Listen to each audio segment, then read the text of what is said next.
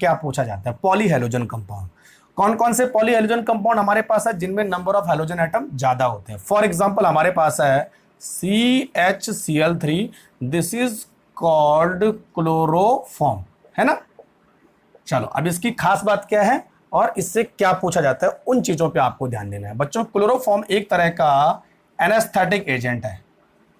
Anaesthetic agent, anaesthetic agent समझते हो? सूंघा आदमी बेहोश, यानी वो एजेंट जो इनहेल करने पे कॉन्शियस लॉस करते हैं उसको हम बोलते हैं एनेस्थेटिक एजेंट, है ना, बेहोशी लाते हैं एनेस्थेटिक एजेंट। तो क्लोरोफॉर्म एक एनेस्थेटिक एजेंट है। ठीक, आपने पढ़ा होगा कि क्लोरोफॉर्म को जो है हमेशा किस कलर में? कलर्ड बॉटल में रखा जाता है। Coloured bottle and air tight container, air tight container, एकदम ढक्कन पूरी तरह से बंद होना चाहिए और बॉटल कलर्ड होनी चाहिए। लेबोरेटरी में जाके देख लेना अपनी, ठीक है। ऐसा क्यों? क्योंकि बच्चों जो क्लोरोफॉर्म होता है वो ऑक्सीजन के साथ रिएक्शन करके in the presence of light, यानी लाइट और ऑक्सीजन के साथ रिएक्शन करके एक पॉइजनस गैस बनाता है जिसका नाम है COCl2। This is called phosgene, PHOSGEN, ध्यान रखना, फॉस्फीन नहीं, फॉस्जीन है। और इसका दूसरा नाम है कार्बोनिल क्लोराइड, ठीक है, कार्बोनिल क्लोराइड। तो फॉस्जीन गैस बनाता है और ये फॉस्जीन गैस एक तरह का पॉइजन होता है। तो बच्चों जो क्लोरोफॉर्म है अब एनेस्थेटिक एजेंट यूज नहीं होता है क्योंकि कई बार जो है पेशेंट की डेथ हो जाती है due to the formation of phosgene, इसलिए इसका यूज अब नहीं होता, पहले जमाने में होता था। तो ये याद रखना आपको, ठीक है। दूसरी चीज कि इसको जब हम स्टोर करते हैं तो एक तो हमें कलर्ड बॉटल चाहिए होती है, दूसरा एयर टाइट कंटेनर चाहिए होता है, लेकिन साथ में बच्चों हम क्या करते हैं, add small amount of ethanol in the container. जिस कंटेनर में आपने क्लोरोफॉर्म डाला है उसमें कुछ ड्रॉप जो है इथेनॉल के डाल देते हैं। ऐसा क्यों? देखो बच्चों, जो इथेनॉल है वो फॉस्जीन के साथ रिएक्शन करके इसको एक नॉन पॉइजनस कंपाउंड में कन्वर्ट कर देता है, di ethyl carbonate, di ethyl carbonate, CO3 है ना, कार्बोनेट, डाइथाइल कार्बोनेट। और बच्चों जो डाइथाइल कार्बोनेट है वो जो है हार्मलेस है, यानी हार्मफुल नहीं है। तो अगर मान लिया जाए कि फॉस्जीन किसी वजह से बन भी रहा है तो आपने उसमें इथेनॉल ऐड किया है तो वो फॉस्जीन को डाइथाइल कार्बोनेट में चेंज कर देगा, तो फॉस्जीन का जो पॉइजनस नेचर है वो खत्म हो जाएगा। क्लियर? तो यानी बोलने का मतलब है कहीं ना कहीं हमें इस पॉइजन को बनने से रोकना है। तो तीन तरीके हैं, कलर्ड बॉटल में रखो ताकि लाइट उसमें ना आए, एयर टाइट कंटेनर में रखो ताकि उसमें ऑक्सीजन न जा सके, और उसके अंदर क्या डाल दो, कुछ बूंदे इथेनॉल के डाल दो ताकि अगर बने भी तो वो पॉइजन ना बन पाए। Concept clear? नोट करते जाओ। तो इतनी चीजें आपको क्लोरोफॉर्म के बारे में पढ़नी है, ठीक है। नेक्स्ट हमारे पास है DDT। यार DDT कई बार पूछा जाता है, DDT है ना। दूसरा DDT क्या फुल फॉर्म है? डाइफिनाइल ट्राई क्लोरो इथेन, बहुत बड़ा नाम है ना, डाइक्लोरो डाइफिनाइल ट्राइक्लोरो इथेन। सबसे पहले स्ट्रक्चर बनाओ इसका। देखो, दो क्लोरोबेंजीन आपस में इस तरह से जुड़ी होती हैं और ये आपस में इस तरह से कनेक्ट होती है। देखो डाइक्लोरो, अच्छा कई बार पैरा पैरा भी लिख देते हैं ना बच्चों, तो घबराना मत इसमें ना, पैरा पैरा डाइक्लोरो डाइफिनाइल। अब देखो ट्राइक्लोरो एथेन, देखो दो कार्बन है, एक कार्बन है, एक कार्बन है, ट्राइक्लोरो एथेन। अच्छा इसमें टोटल क्लोरीन कितने? 1 2 और 3 5 क्लोरीन है, ठीक है। अच्छा एक बार इससे जो है सिग्मा बॉन्ड और पाई बॉन्ड भी पूछा गया था, कितने सिग्मा बॉन्ड है कितने पाई बॉन्ड है, तो काउंट कर लोगे, ये मैं नहीं बताने वाला, ठीक है। तो इसका स्ट्रक्चर, इसका नाम। अच्छा बनता कैसे? देखो एक आध बार इसका भी पूछा गया है, कैसे बनाया जाता है। तो बच्चों हमारे पास दो कंपाउंड है, एक हमारे पास है क्लोरोबेंजीन, एक तो क्लोरोबेंजीन से बनेगा, है ना, Cl और क्लोरोबेंजीन को मैंने ऐसा लिखा, 2 क्लोरोबेंजीन यूज करेंगे प्लस क्लोरल। तो क्लोरल का फॉर्मूला होता है CCl3CHO। This is called chloral.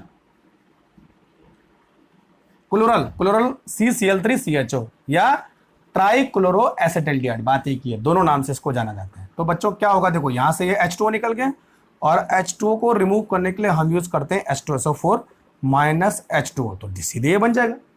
ठीक, तो ये वाला हिस्सा क्लोरल था और ये दोनों क्लोरोबेंजीन हमने आपस में जोड़ दी, तो chloral and chlorobenzene react to give DDT। Clear concept? अच्छा, DDT की खास बात क्या है, अगर सबको मालूम होगा तो DDT एक तरह का बच्चों इंसेक्टिसाइडल है। इंसेक्टिसाइडल जो मतलब इंसेक्ट को किल करता है, ठीक है, पावरफुल इंसेक्टिसाइडल है। और खासकर जो है ये एनोफिलीज,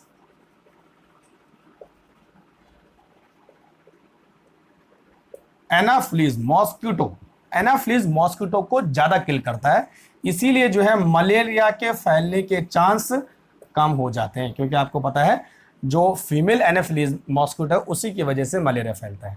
ठीक है, तो ये पावरफुल इंसेक्टिसाइड्स है और जो है किसको, एनाफ्लीज मॉस्किटो, जो इंसेक्ट यानी जो हम बोल सकते हैं क्रॉप्स, जो फसलें होती हैं उनको जो नुकसान पहुंचाते हैं उनको तो किल करता है, लेकिन और जो है इंसेक्ट्स को किल भी करता है। तो मोस्ट ऑफ कौन यूज करता है इसको, फार्मर यूज करते हैं अपनी खेती बचाने के लिए, अपनी क्रॉप को बचाने के लिए। ठीक है, तो इसका बहुत ज्यादा यूज हुआ था, लेकिन बच्चों इसका सबसे बड़ा ड्रॉबैक क्या है,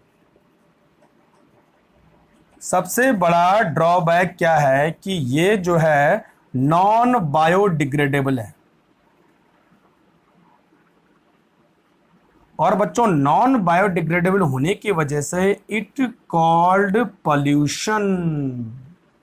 ठीक है, तो pollution, water pollution, land pollution और जो है एयर पॉल्यूशन, तीनों तरह का पॉल्यूशन कॉज करता है, इसीलिए इसको बाद में हटा दिया गया। इसके बहुत सारे डेंजर इफेक्ट आए, कैंसर भी हो सकता है, बहुत सारी चीजें हुई थी, तो धीरे धीरे इसको जो है सामान्य चलन से इसको हटा दिया गया।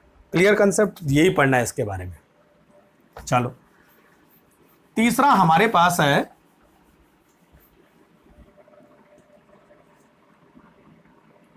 CCl4 यानी कार्बन टेट्राक्लोराइड, कार्बन टेट्राक्लोराइड है ना। कार्बन टेट्राक्लोराइड मोस्टली जो है एक सॉल्वेंट की तरह काम करता है और बच्चों ये एक तरह का फायर एक्सटिंग्विशर भी है,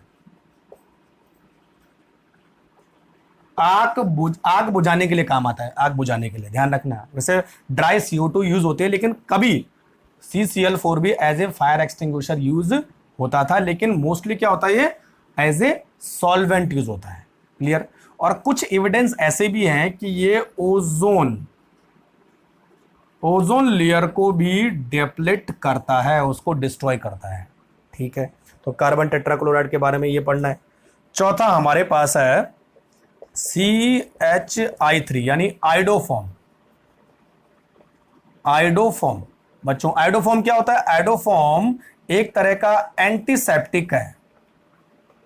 एंटीसेप्टिक मतलब यानी वो केमिकल्स जो लिविंग सरफेस पर बैक्टीरिया को किल करते हैं, दे आर कॉल्ड एंटीसेप्टिक। जैसे डिटॉल हम यूज करते हैं, ठीक है, और बहुत सारी जो एक्सटर्नल क्रीम्स आती हैं वो भी एंटीसेप्टिक्स होती हैं, आयोडीन की क्रीम आती है। तो बच्चों ये एंटीसेप्टिक प्रॉपर्टी शो करता है, और एंटीसेप्टिक प्रॉपर्टी किस लिए शो करता है, due to the liberation of iodine, यानी आयोडीन की वजह से इसकी एंटीसेप्टिक प्रॉपर्टी शो होती है। तो कई बार पूछ लेते हैं कि भाई क्या है एंटीसेप्टिक है, किसकी वजह से है, I2 की वजह से है। ठीक है, बस इसके बारे में पढ़ना है।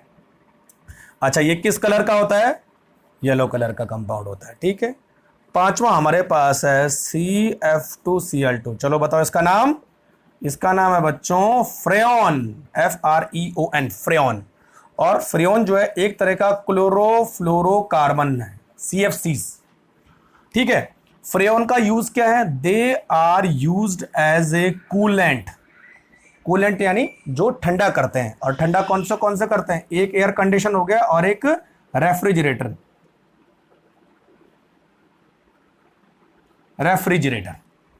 तो इन दोनों में जो है इस फ्रेयॉन का यूज होता है, ठीक है, क्योंकि यह ठंडा करता है। लेकिन इसका सबसे बड़ा ड्रॉबैक क्या है, इसका सबसे बड़ा ड्रॉबैक है, दे डिस्ट्रॉय ओजोन लेयर। बिल्कुल, ये आपने इन्वायरमेंटल केमिस्ट्री में पढ़ा होगा। तो ओजोन लेयर को ये डिस्ट्रॉय करता है, ठीक है ना, CFC क्लोरोफ्लोरोकार्बन। और किसकी वजह से करता है बच्चों, क्लोरीन फ्री रेडिकल की वजह से करता है।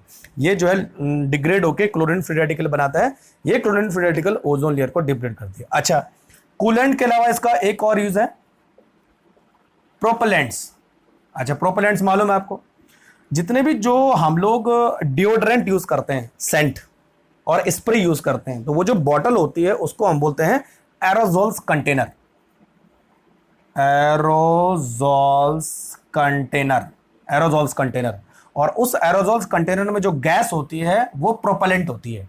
उसमें दो चीजें होती है, एक तो मेडिसिन होती है यानी मेडिकामेंट होता है, और दूसरा प्रोपेलेंट होता है। तो उस मेडिसिन को बाहर लाने के लिए हम जिस गैस का यूज करते हैं उसको बोलते हैं प्रोपेलेंट, और वो गैस कौन सी होती है, फ्रेयॉन। तो ये इसके इंपॉर्टेंट पॉइंट थे। तो कूलेंट और प्रोपेलेंट यूज होता है, ड्रॉबैक क्या है, ओजोन लेयर को डिप्लीट करना, ठीक है। तो ये सारे बच्चों हमारे पास पॉलीहेलोजन कंपाउंड है, जिन पर बहुत सारे क्वेश्चन पूछे भी जाते हैं, लेकिन आपको मेन चीजों का ध्यान रखना है। तो ये नोट करते जाओ क्या क्या मेन चीजें हैं, क्या क्या पढ़नी है, बस इसके अलावा